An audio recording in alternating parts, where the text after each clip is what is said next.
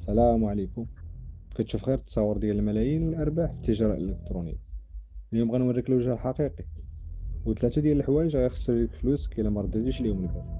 السلبيات والحقائق. اول حاجه عندك الردود، ماشي كاع لي كوموند غتخلص فيهم.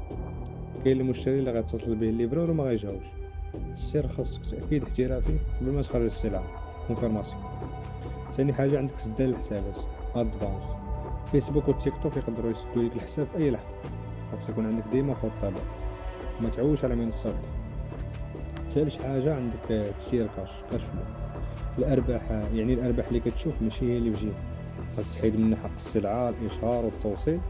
إلا ما عرفتش تحسب غتلقى راسك خدام غير على شركة التوصيل.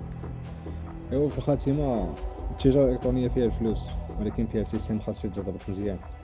الفيديو الجاي غنوريك كيفاش تختار أول منتج تبدا به بلا ما تخسر شي راس المال اللي كبير. ما عليك دابا غير تشترك في القناة وتسنى نحط الفيديو الجاي. والسلام عليكم.